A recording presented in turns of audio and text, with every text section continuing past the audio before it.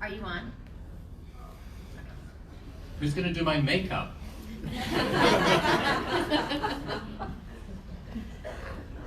All right. Great. Is it? Yeah. Okay, perfect. So, do I need to stall a little bit of time? No, everybody's live. Hello, TSC community. Everybody say hi to our TSC community. We're so happy to have you all with us today. Our next presentation, as I said, will be on Facebook Live, and we're so excited to hear about this groundbreaking initiative taking place in TAND, also known as TSC-associated neuropsychiatric disorders.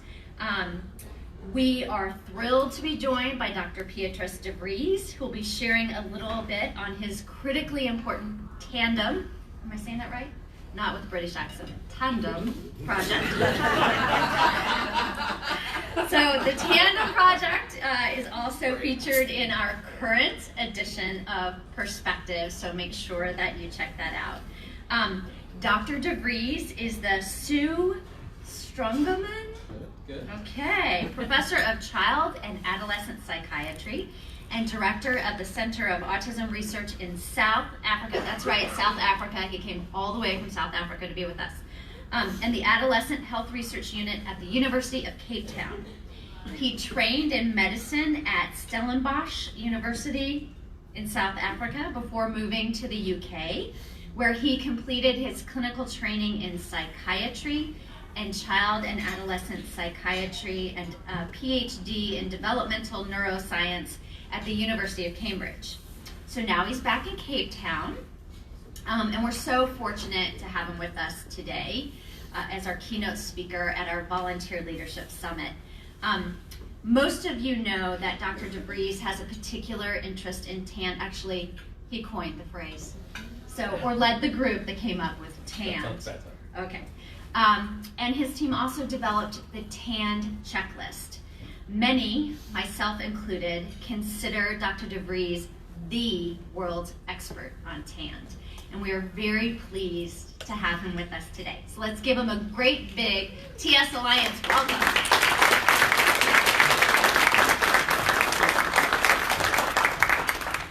Oh my word. Well, good afternoon everyone in the room and not in the room. Lovely to be here. I was saying to the team before we started, I started in the TSC community in 1997. So some of you were not even born then. Lovely to see some old faces, by which I mean familiar faces and friends that I've worked with over the 23 years in the TSC community, but also great to see many new generation mums and dads and volunteers and advocates joining. So thank you to you all for all the work you do. Yes, Kari asked me to do a brief lunchtime introduction to this new project called the TANDem project. I think we might need to do something on Facebook where everyone pronounces TAND in their own way, right? Because you've been mocking my way of saying TAND. I know Darcy Kruger says TAND, right? Darcy here. So we all have our regional ways, Darcy. The formal title, the official title of the project is this, and it's called Empowering Families Through Technology, a Mobile Health Project to Reduce the TAND Identification and Treatment Gap. Now, I knew this was a lunchtime presentation, so I thought, if I just read out that whole title, you will be asleep already. So I'm not going to do a very technical presentation. What I thought I'd do is really just tell you the TAND story, because the TAND story will tell you how we got to the TANDem story. And the second thing I'm going to do is I'm going to try to leave you with a message that this is very much a legacy project. And by legacy project, I mean it's a project that was generated from within the TSC community and from really grassroots up, from all of you and people in the global TSC community as a need project. And the second thing that I mean by a legacy project is it's a project that was really driven by people who were very passionate, and many of whom are still very passionate about the whole project. And I'm going to introduce you to one person that you might have met at some point in your life as we go along as well. So that's my main job. So let's go back to TAND, or TAND, TAND. As Kari said, we coined the term in 2012, so it's actually only 8 years ago that we decided to make up this word. And a number of people in the room were on the neuropsychiatry panel at the consensus conference that we had in DC 2012. And the reason was fairly simple. By 2012, people were pretty good at finding treatments and assessments for the physical manifestations of TSC. You know, by now things have changed dramatically from the 1980s and 90s, and people were able to be identified early, genetic testing, early treatment of epilepsy, all sorts of great advances in the physical care for people with TSC. But we knew, and you knew, that most people with TSC had all sorts of, and have all sorts of, mental health difficulties and developmental problems and learning issues and psychosocial and life stuff. And those things were really not identified, and they really weren't treated.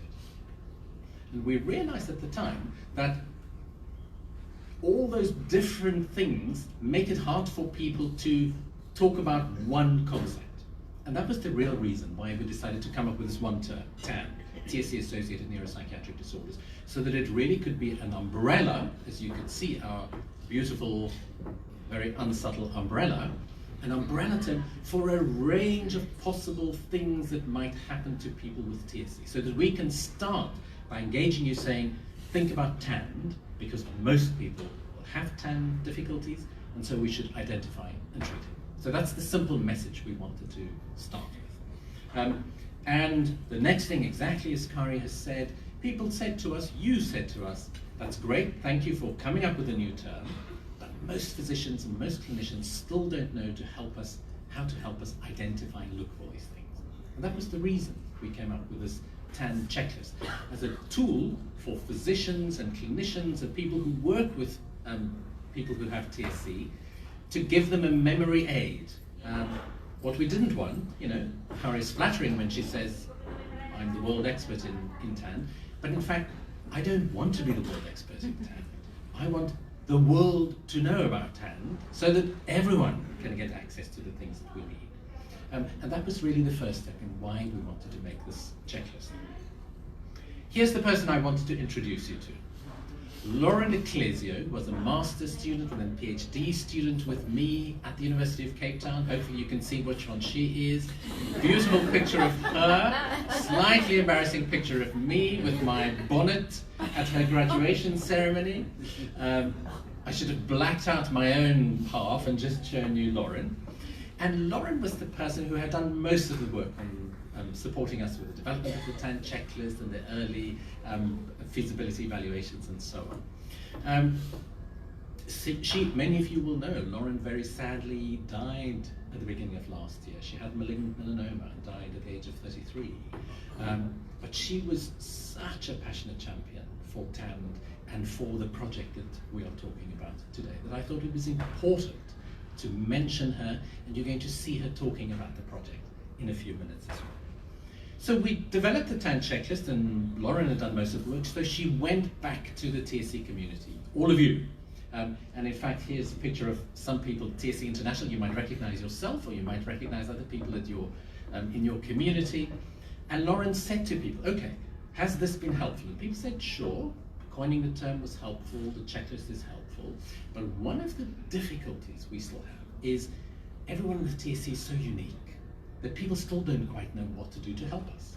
So this overwhelming uniqueness became a real challenge for us to think, okay, what can we do about that? And that was when Lauren then said, well, would it be helpful to us if we can find natural clusters? In other words, if rather than look top down as we've done with our umbrella, where we said, okay, these are all the different levels and all the components, if we took the data of real people with TSC, can we find natural groupings of these phenomena that might make it easier for us to say, not that, of course, we're all unique, but that there's a number of groups of difficulties that we should particularly look for and then come up with some interventions for. And that's exactly what Lauren then did with her PhD project, and it involved many of you and many people here. Mustafa, Darcy, many other sites were involved. And she found that we could identify 7 natural clusters. So 7 groups of all the many complex things that we might have if we go through that checklist. 7 main groups emerged.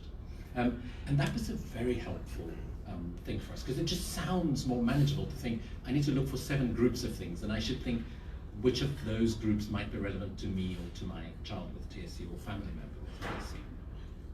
So Lauren then went back to our friends in the TS community and said to them, okay, are we being helpful with these cluster ideas, and what do you want us to do? And people said, sure, it is helpful, but can you make one of those versions of your checklist that's more quantified? In other words, not just, yes, I have problems with anxiety, or no, but how much is it a problem?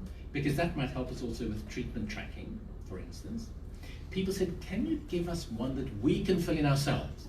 Because yes, we love our physicians, but it's not always easy to find them, and they don't always do the checklist with us. Give it to us, and we'll do it. And then they said, and can you put it on an app or a tablet, or make it easily accessible for us so that we can then very quickly have it in our hands to use for next steps? And that's the background to the whole TANDem story. I'm now going to show you Lauren, and she's going to talk about her journey and her story with TANDem and towards the TANDem project. Just a bit of background about the clips you're going to see. We were in the Netherlands, and we wanted to make a little promotional movie about the work she was doing. And so this is done on a green screen. You all know green screen work. So we were standing in a botanical garden, and it was pouring with rain outside. And here we were, and I'm standing like kind of over this side of Lauren, asking her questions. So you'll see a few cuts and a few bloopers as well, and I think that makes it fun. But this is how she talked about the story and about the next step for the story at the time. So Lauren, you have just finished doing a study of looking for TSC-associated natural clusters. Tell me why did you set out to do this particular project?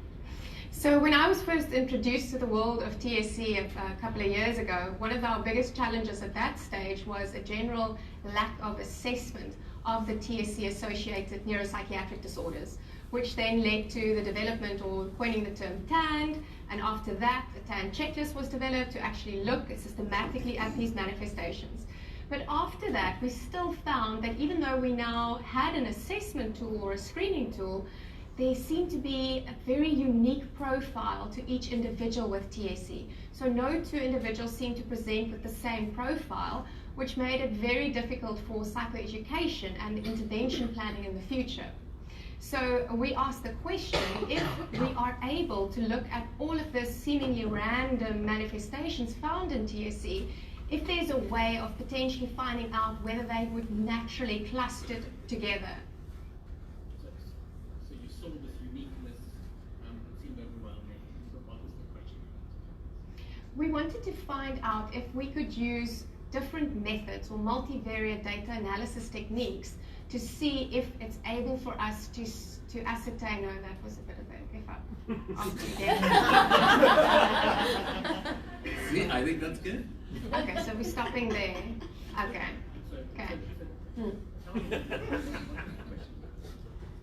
We wanted to find out if we could use different techniques to see if there are natural groupings of these neuropsychiatric manifestations, if there's certain of those items that would automatically fall into the same grouping.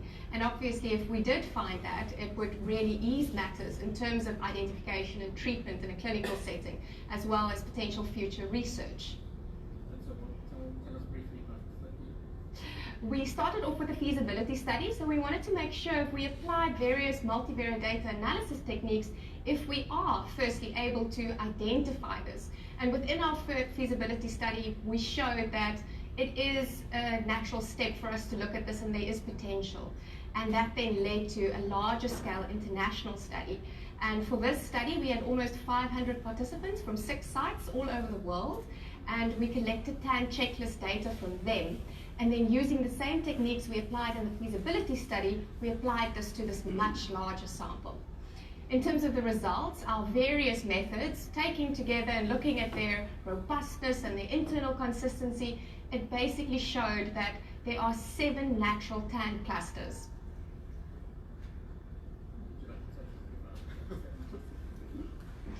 The 7 clusters that we found linked very well with current research in terms of neuropsychiatric manifestations and psychiatric disorders and behavioral difficulties that we've seen in the literature.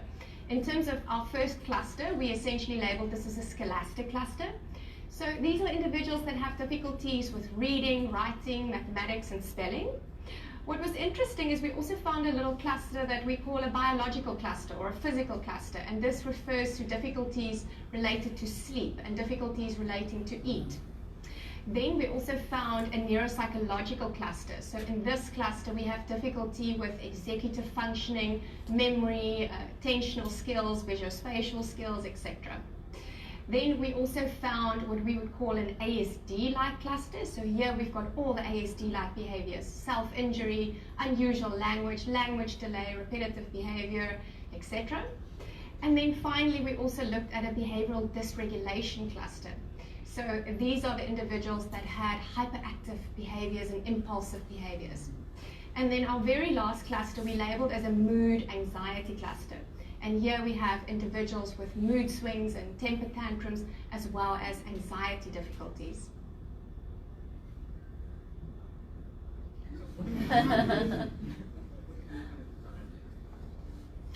In terms of these natural 7 TAND clusters that we are proposing, what's really important about this is in a real life setting, in a clinic setting, what it does for a physician treating an individual with TSC is they are looking at not just one of these manifestations. So for example, if an individual comes in and they've got an anxiety difficulty, by looking at this new mood anxiety cluster, the physician can now also say, okay, but wait, if they've got an anxiety difficulty, then they're also very likely to have a mood disorder.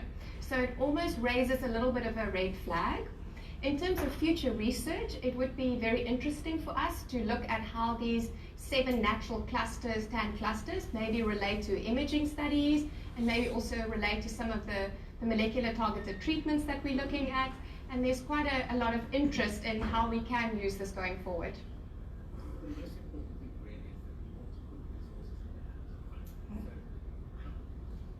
Our immediate next step is to now link these clusters that we've identified to a toolkit of resources, of tips and tools of what people can do in terms of further assessment, treatment, and just in general making life easier. And you are also leading a project translating the TANDem into numerous world languages. Tell us about the translation process. We are currently in the process of translating the TAND checklist into 17 international languages. So a lot of the European languages and some of the South American languages. And we're very excited about this because it's very different having a conversation about neuropsychiatric manifestations in your own home language and being able to express that. So that's a very exciting part of how the TAND checklist and TAND in general is being used globally.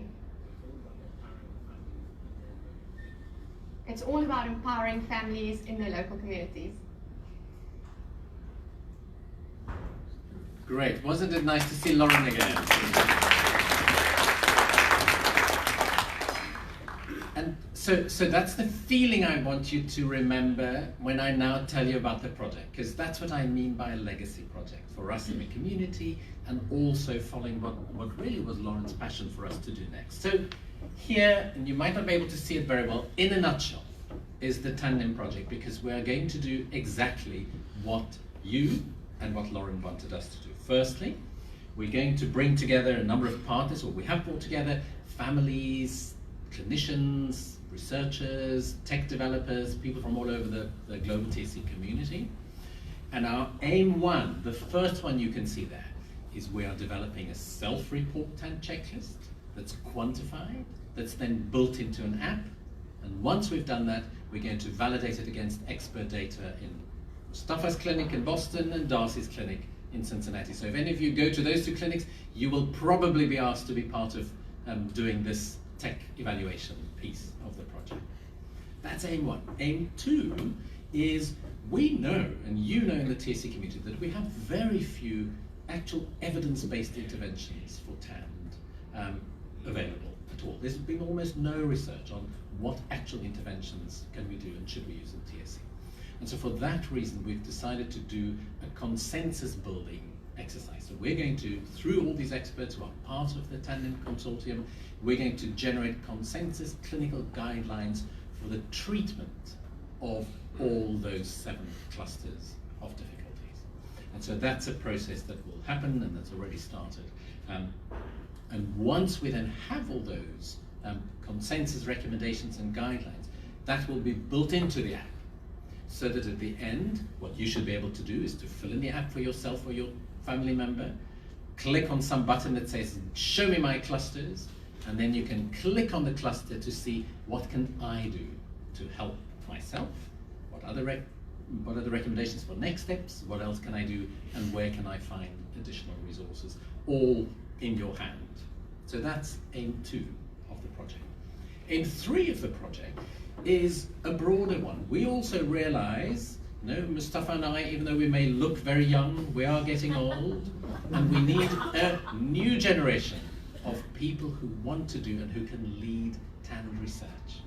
And so the third aim is about building the next generation of TAND researchers, engaging with people in a range of kind of impact activities, engaging with the public about TAND and about TSC. So that's the third main aim of this TANDem project.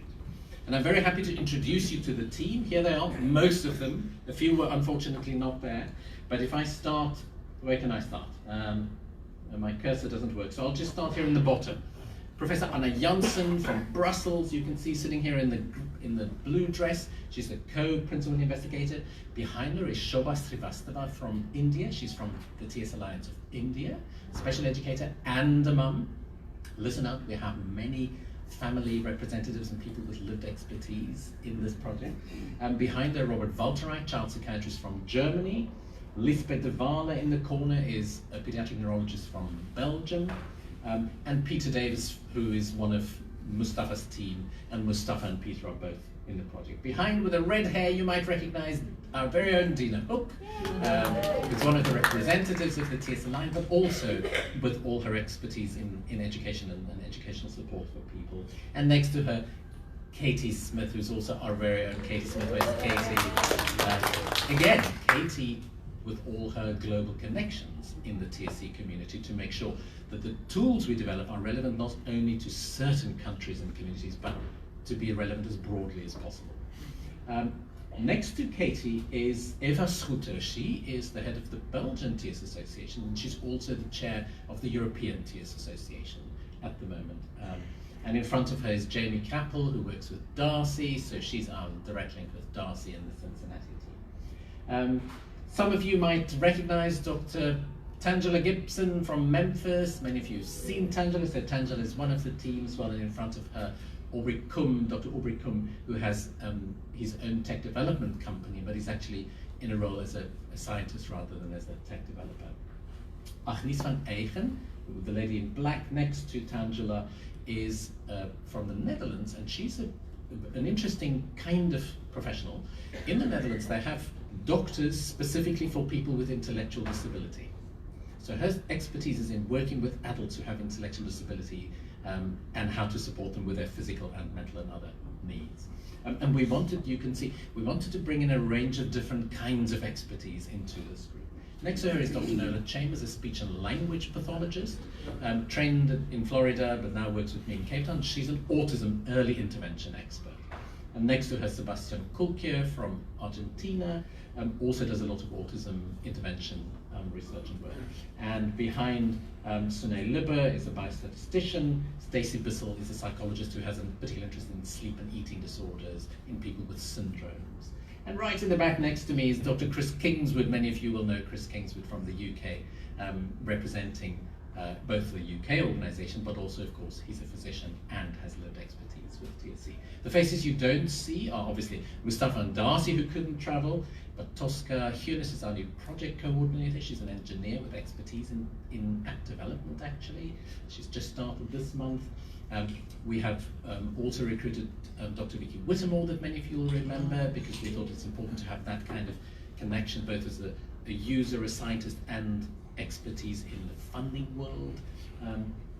We have Megumi Takei from the Japanese Association, and we have a fourth person, and I cannot remember the fourth person, so my sincere apologies to the fourth person I'm leaving out, who might be watching us live on Facebook.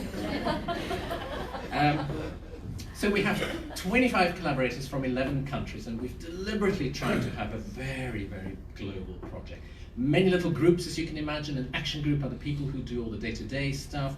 The steering group has the overview. The technology group are the people specifically working with the tech team and tech developers. The cluster groups are small groups of people who are each taking one of those clusters that I showed you and that Lauren talked about, finding the relevant existing literature, sourcing literature from outside TSC but that might be relevant to us, and then generating first drafts of consensus, guidelines and next steps for what we can use that might then go into the toolkit.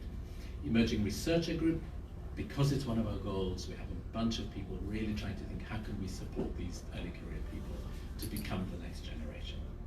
A dissemination group, that's to make sure we get the message and the project and the activities out, and then of course everyone is part of the consortium as well. That's just a nice pretty Gantt chart for those of you interested in project management. It just shows the main aims across the timeline. The main message here is in the first year and a half, we're building the tool and we're generating the consensus. Then we put it all together and we're going to bring it to you to say, is it, if you try it out, is it doing the job that you were hoping it would do? So there's going to be quite a lot of validation and evaluation of the actual tool as well at the end. But perhaps the most important time is year 4 of the project, because once we've got a tool, our goal is then to scale it up so that anyone, anywhere in the world who has TSC can download it and try it or use it. And so in a way, our efforts are not so much geared at the now, but at the how do we make sure now that if once we have a good tool, anyone can go to the App Store and use it. So we need to be smart about planning ahead with all those kinds of things. At the moment, our funding is mainly from the King Boudewijn Foundation, so that's the Belgian Royal Foundation, and they gave us the funding for the core of the project, and we have some funding from the TSA in the UK, who are supporting some of the tech development and who are supporting the stakeholder consensus building process. We don't at the moment, notice the word at the moment, have funding from the TS Alliance, but the TS Alliance have already been incredibly supportive. Well, you've seen, we have a number of people from the team here on the project team, and you've been incredibly helpful at helping spread the message, so with the dissemination. So here we were, front page news in Your Perspectives magazine, and some beautiful things, the recording that we're doing today, other kinds of things. These are all part of helping to disseminate, to share. It's pointless for us. The longer I'm in Africa, the more I've become aware of the importance of what I might call democratization of knowledge.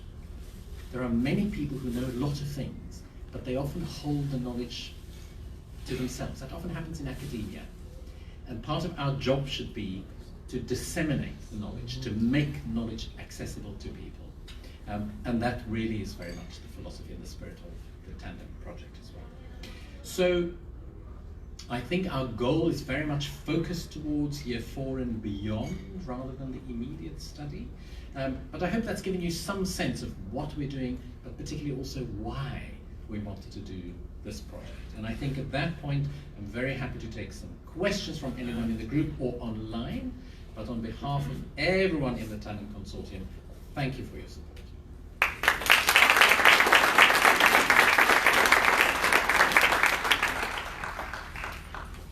Anybody with questions or online? No questions online yet. We are going to have lots more detailed conversations after this, but if there's any top-line questions, I'm happy to answer. Al Marsh. Hi. I was wondering whether you've been able to identify certain clusters where that might have the highest probability of symptomatic improvement. Ooh. Can you repeat the question you answered? Very smart question. Have we identified clusters with the highest probability of improvement in response to treatment? So my answer is it's a good question. And that's why we wanted to put the clusters together, but we've only just put them together, and this is the tool that we're going to use to collect some of the data that might answer your question. At the moment, we don't know.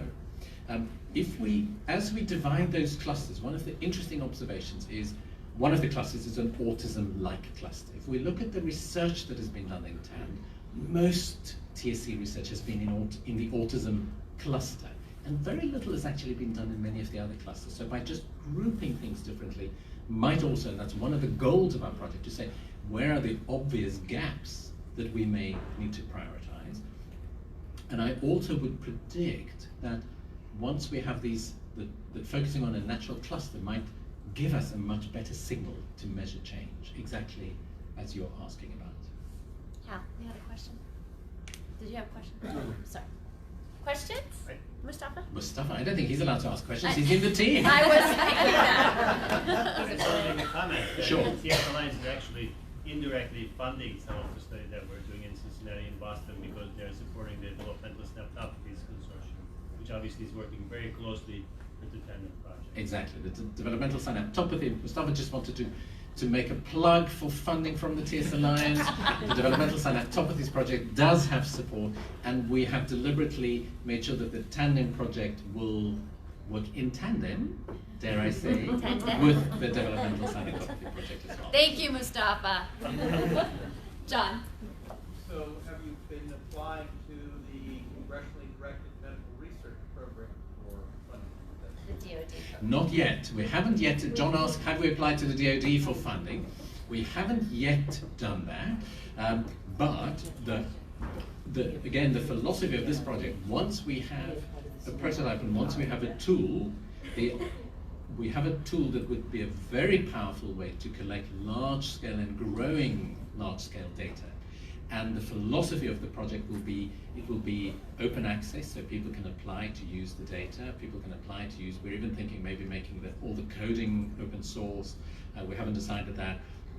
So the idea would be that as part of the next few years, we want to plan and start planning very quickly where would be the next places for funding applications. And I think that's a really good place for us to go as a consortium as well. Renee? Thank you for plugging the DoD, John. That extra 2 million we're going to get, right? That's right. I am a clinic ambassador, and quite a few, I work at 2 of the clinics, and we have done paperwork on the TAN checklist. The question, what is the proper response that we give to parents or caregivers at this time? They've been filling these papers out and they're like, now what? So I think that's kind of the little issue that we have right now, is they're willing to do the paperwork, but I don't even as a clinic investor, I don't have the answers to tell them, well, we're filling this paperwork out and we're in this project. I mean, what would be your advice Sure. on how to... So the question about people are using the TAN checklist in certain clinics, but if this is going to be a new thing, then now what? Should people stop doing it, or should they wait for the next one? Or I guess there are 2 components to your question. One is we have a new project coming. Should we not use the checklist as it is? And the answer to that is the checklist that we have now is really aimed at a conversation between the clinician or physician and the family. The second part that I might be hearing in your question is people have become good at filling it in and saying, okay, what is it telling us? Yes. And what can we do? Yes. And then people don't quite know. If the TAN checklist is used only to be filed in your medical records, that's not a particularly helpful tool. Right. And that's exactly why, in a way, the TANDem project wants to link that to what to do. Part of the reason why your physicians are not telling you always what to do is because we don't always know. Because there's so little actual empirical data in the TSC community. When in our next session, we're going to talk about the typical recommendations that we give people now about what to do clinically once we've identified some of those things. So maybe if you're going to join us for that, perhaps that conversation will continue. But we base most of that on information and evidence base from outside tuberous sclerosis. And so it's amazing for me to think that even though TAND is such a prominent problem in the TSC community, there's virtually no evidence base for interventions, either pharmacological or non-pharmacological treatments in TSC. One of the few is the Jasper studies that have started recently, and some of you might be part of the Jasper studies. With pilot funding from the DoD. With pilot funding from the DoD. Thank you, Kari. You're welcome. Any other questions in the room? Sean? Just to follow up, is there any push to have this recognized as an ICD kind of code so it can be classified, be identified, recognized in the medical community, easily identify patients who have it, identified as a comorbidity, so follow-up would be great, and insurance companies can understand it and so on, rather than just letting any medical record like you said before. Yeah. So that's a great question. Is there a way to link TAN checklist and TAN checklist data to ICD or what will become ICD-11 codes, so that you might have benefit in terms of next steps, funding, insurance, etc. Great question. And the question I'm going to ask you as part of this project is, how do we do that? Also because, I mean, ICD is universal, but insurance companies are quite different around the world. So you would need to tell us what kind of information would be helpful for you to be able to use here. And I think that's why we have people from many parts of the world in the project as well. But if there's a way for us, the advantage of technology is there are many ways in which we can simply embed some of those kind of things into it as well, so that it can generate a code if you've identified difficulties. Of course, remember, a TAN checklist is not a diagnosis. A TANDem app is not going to be a diagnosis, but it can be a very powerful self-reported measure, and it might become an outcome measure. Although that's not the primary goal of it at the moment. But if all those kinds of things are really practical suggestions that might be very helpful for us and possible for us to add. Great. Other questions? Yes? Hello. Thank you very much for traveling all the way from South Africa. You are welcome. 24 hours of traveling. So I'm a graduate researcher, and I primarily work with mice. So as an emerging researcher, one thing that we're really interested in is addressing these TAN behaviors, but it's really difficult because they're very abstract and they're very human-centric. So is there a way in which you recommend in which you can adapt from human to a mouse model in some paradigm that can be utilized in a more preclinical way to administer possibly a new FDA-approved drug to see if it is able to mitigate any of these TAN behaviors? Great question. I'll just repeat it briefly. He's not so interested in humans, he's more interested in mice. Can we have a TAN checklist for mice?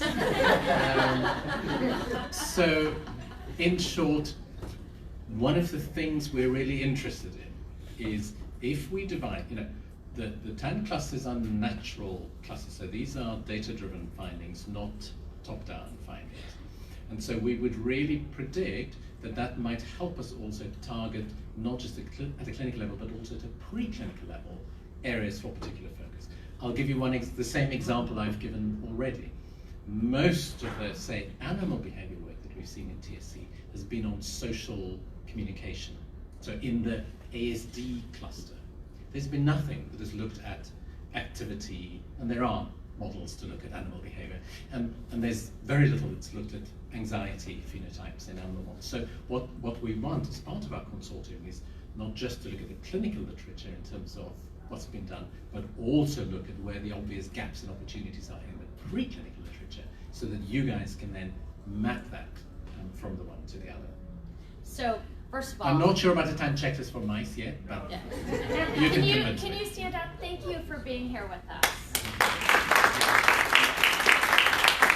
And second, please come talk to Dean Agar, who is our Director of Preclinical Research, at the end of this lunch. Quick question on you mentioned this isn't tied to outcome-based. Interested in some clarification there, but are you going to capture what therapies are being used against the TAN, and so you're pulling data out of therapies that are being tried by different clinics? So the first step, the kind of grant deliverables are to develop a toolkit that's embedded into the app. You can fill it in, and it's really just a kind of a tool to give information to mums and dads and people who live with TSC about what they can do and should do first. So that's why I say the primary purpose of the project is not to measure outcome. But once you have a prototype that can do that, it would be a very logical next step to say, and now you can start to upload your own data that can help us in a much larger scale data way to measure, because we will have a quantification of each individual's cluster profile. So we should then be able to do that next step where you can actually start to use it as a live outcome measurement of different kinds of things. But that's outside the scope of TANDem 0. So Maybe that will be TANDem 1. Okay. So can you then begin to pull data, maybe non-personally identifiable data out of Boston and Cincinnati and other places and things that tied to those patients that are participating in TAND? Is that ultimately a goal? Yeah, and so for the validation, what we're going to do is people who participate will administer the new TAND checklist online. We will then compare those data to the expert clinical data that they have in the clinic, so that we at least validate and can make sure that what we input is accurate enough in relation to expert output. The reason we want to stick to something relatively simple is we know that it's the fortunate few who have access to really comprehensive TSC services. It's a tiny fraction of the global TSC community. And so we wanted to prioritize a tool that would give everyone some empowerment, and then to use that as the next step to build on that. One question from the community, and then we probably need to close. Yeah, question from online. How will this project help raise awareness of TAND for physicians and counselors who may not be aware of it? So if someone has gone through the checklist and they've tried to bring it to their doctor and they're still not getting the help they need, how will this project empower them to get that help? It's a great question. That's in part why, alongside the project aims, we have that last aim, which is about building a next generation, doing engagement activities. So that includes awareness raising and all those kind of things too. The second piece is that what we're hoping we will generate throughout the project is not only an app or on a tablet or a smartphone, but there will be clinical guidelines that will be published. There will be all sorts of other data sources and information that can be communicated in many different ways to you as advocates in the TSC community, but also to the clinical community. It was one of the points that was raised when we had our launch meeting in Belgium, that yes, it's good and the philosophy is right that we start prioritizing and that we empower families and people who live with TSC first, but we have to find a way of engaging the physician community as well. Otherwise, we will have two tiers that are not speaking to each other. So yes, we have plans to do some of those. If anyone online has any ideas, suggestions, tips or recommendations, we would be very keen to hear from anyone. As you can see, this is a very participatory project. We had to be brave. We started with a philosophy and a vision, not with content. And the content is generated through exactly these kind of processes. And soon, I'm going to make all of you help us get more tips and get more ideas about how we make sure that this thing will be helpful to people who really live with it. Last comment from me, and I see there some hands. Moving back from Europe to Africa has also made me restless about science that so often is not useful to real people. And we really want to make sure that this project will be useful to real people immediately, not maybe potentially in time to come.